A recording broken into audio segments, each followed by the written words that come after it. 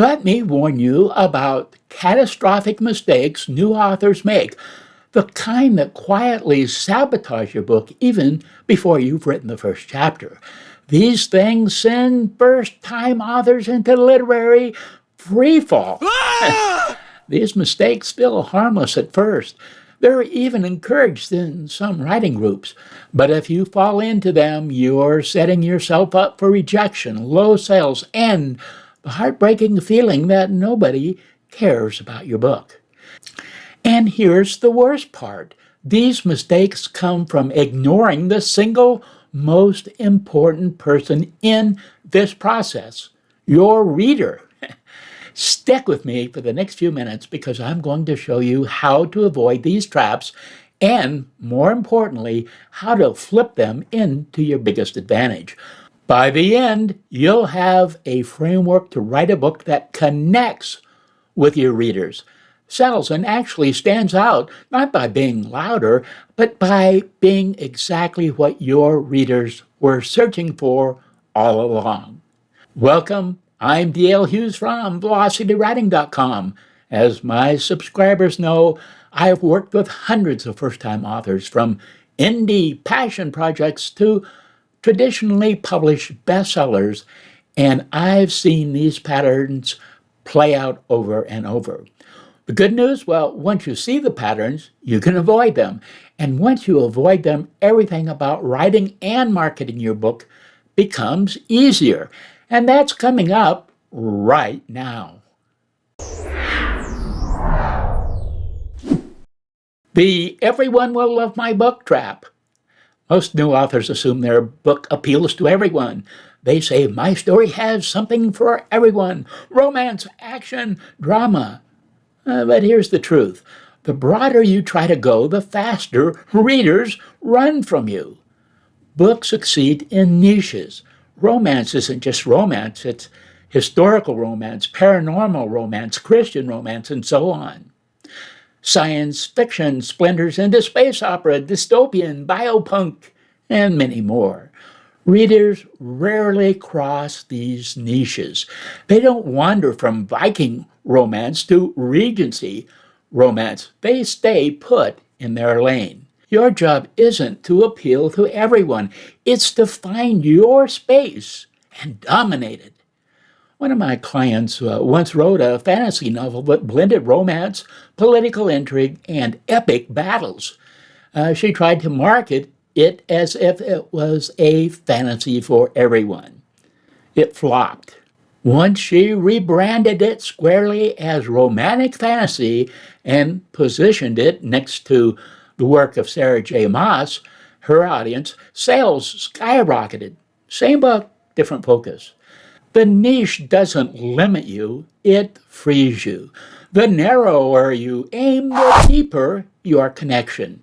And paradoxically, the deeper the connection, the broader your eventual audience becomes through word of mouth. People are always looking for new books in genres they love. But what if your book doesn't fit in any niche? Well, that brings us to mistake number 2, and it's even deadlier. I'll invent my own genre. Some writers proudly declare my book is so unique, it doesn't fit into any existing genre. Sounds bold, right? In reality, it's marketing suicide. If readers don't know where to shelve your book in their minds, they won't buy it. This decision is like jumping into a deep, dark hole from which you'll never return. Readers shop by expectations. A horror reader wants fear. A cozy mystery reader wants comfort with intrigue. If you invent a new niche, no one's searching for it.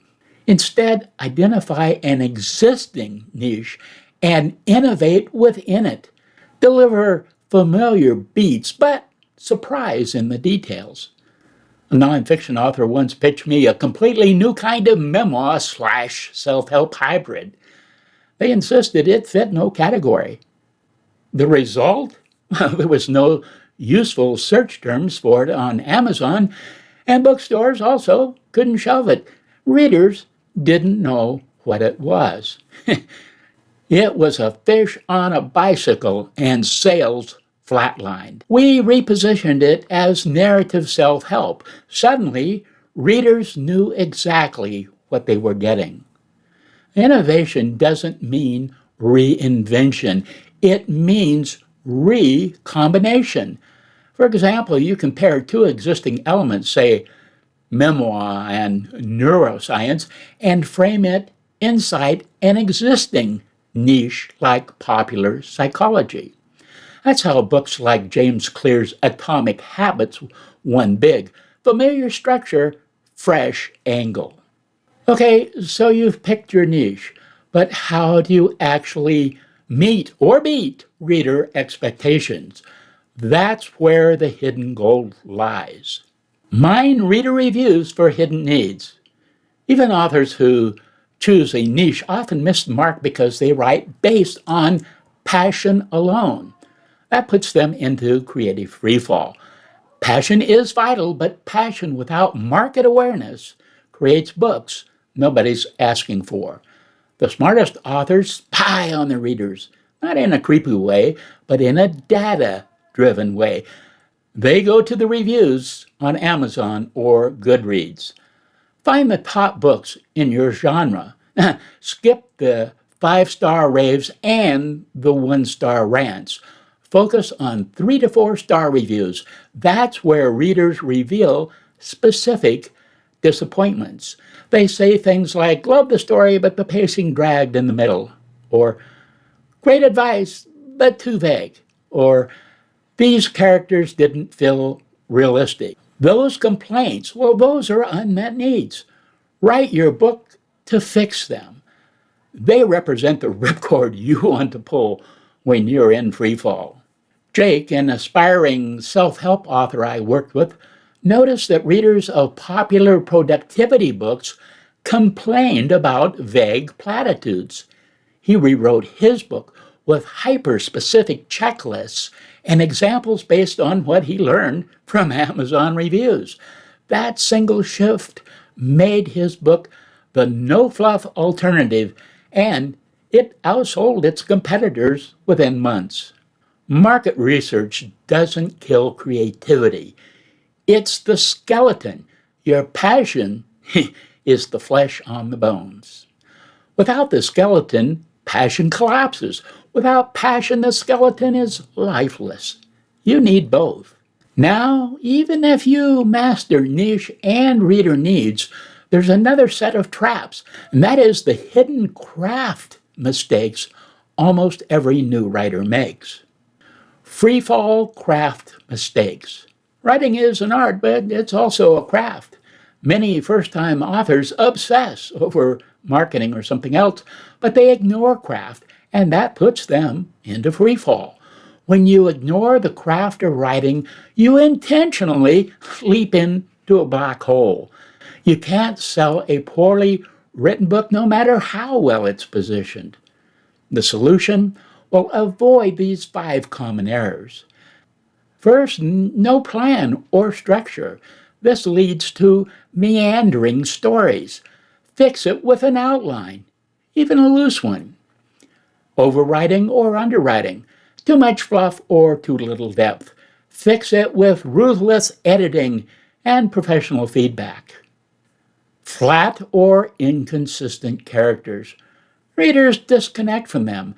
Fix it by mapping goals, flaws, and arcs. Characters must grow and change to be interesting. Skipping revision. First drafts are never final. Treat revision as mandatory, not optional. And no, your editing is not the same as revision. Revision is rewriting your first draft into a better second draft. And then there is chasing trends over passion. Trends die fast, passion lasts. Write what lights you up, not what's momentarily hot. Structure and revision don't stifle creativity. They unleash it. The more solid your foundation, the freer you are to take risks. Here's the truth. Your book doesn't need to be perfect. It just needs to meet a real reader in a real moment of need. When you stop trying to impress everyone and start serving someone, everything shifts. The writing feels lighter, the marketing feels clear, and readers finally say, "This is the book I've been waiting for." Have a great writing day.